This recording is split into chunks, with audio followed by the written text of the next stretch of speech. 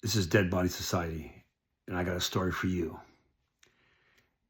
A lot of people believe that people in death row were isolated, meaning that we never got access to each other. That is absolutely untrue. And this story here proves it. We all went to a number of different yards. For the most part, death row used to be just one big yard. If you didn't get along with somebody, you dealt with it. If not, you stayed in your cell. It's just the way it was. This is back in the 80s, 90s, early 2000s.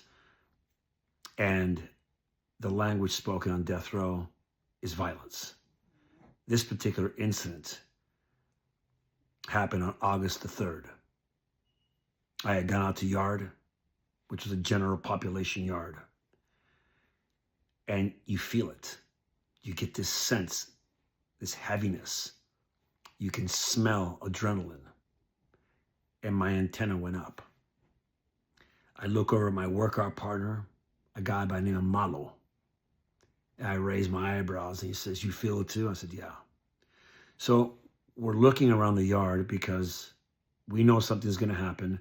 You don't want to be caught in the middle of it.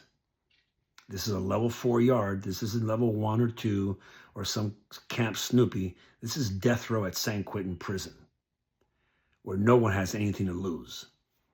So I'm scanning the yard and I see it.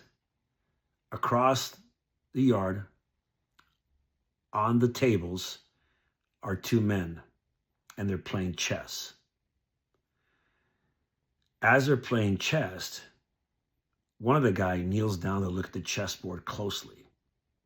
His name, Jonathan Frajeda, known as Mono.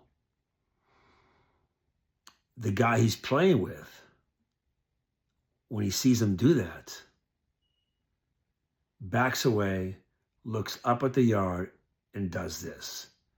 I see it. My workout partner sees it. We're just not we're making sure we're not in the middle of this. As this is happening, I'm looking around the yard and I see the guy he makes eye contact with. It's another gang member. These guys are all Hispanic. They're all Southern Mexicans. I look at the guy and it's Soldier Boy, a guy by the name of Luis Rodriguez. And he's dressed differently. It's a tell sign. When someone's dressed differently, they're acting different, they're not doing what they normally do, they haven't made coffee, you know they're involved in something. So he immediately starts walking towards Mono, who is kneeling down looking at the chessboard. As he approaches him, he reaches into his jacket and pulls out what looks like about a 6-inch steel piece that's been sharpened to a razor's edge. He pulls it out.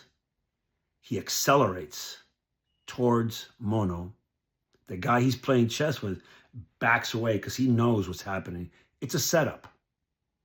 Everybody knows what's going on except for Jonathan, Mono. The first hit catches him in the ribcage. He turns to face Soldier Boy, who is already pulling the blade out of him and repeatedly to stick him over and over again. It is a fight. Both men are engaged. Mono is fighting for his life. In an attempt to get away from the attack, he goes under the table. This is a steel table. The gunner sees what's going on, levels a Mini 14 rifle at them, and begins to fire. He's blowing the whistle. The alarms are going off. Soldier Boy goes under the table to find his victim and begins to stab him over and over again. Stabs him in the eye, in the face, in the chest. There are gaping wounds that are profusely bleeding. Mono, as a final attempt, pushes from under the table and engages Soldier Boy. He is standing toe-to-toe with him. Fists are flying. but they're no match for a steel bone crusher. Suddenly it stops. Soldier Boy backs away, and Mono lays down on the ground, and he extends his arms. And I know what's happening. His lungs are filling with blood. He's dying. But he's trying to make himself breathe. I look closely. I notice that his right eye is sticking out. It is hanging from the veins or the tendons that hold the eye into the socket. It's laying outside of it. He finally stretches his arms and he lays still. Soldier Boy looks up at the gunner and laughs. The gunner's yelling, "Down! Put the knife down!" Soldier Boy chuckles. There are now about 40 officers at the front of the gates watching what's happening. They order him to the front of the gates. He walks over leisurely. He's just strolling. He has the knife in his hand, and he hands it to the cop and says, "My work is done." He enters the sally port. Cuffs are placed on his wrist, and he leaves. Meanwhile, inmates are instructed to take Mono to the front. They don't want to do it. They don't want to touch the guy. Finally, he is taken to the front. He's placed on a gurney, and he leaves. I look over at Mono and tell him he's not making it. He's dead. He agrees. You would think the story's over then, but it's not. Stay tuned next time, and I'll tell you what happened next. It's not good. And again, it's the reason that death row is as dangerous as it is.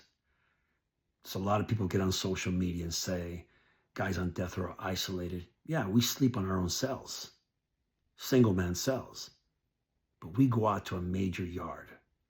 It's not the yard from the main line. Death row yard is a yard in itself. And there are 7 yards now, or they were. When at that time, there were 7. And they're violent. They're battlefields. It's where men are made and men die. I should know. I spent 40 years there, living among the dead. It's why my vest says El Muerto. That's why I survived it and thrived in prison. Because I was always alert. I was aware of my surroundings. And I understood the nature of the men that were there. Until next time, be safe.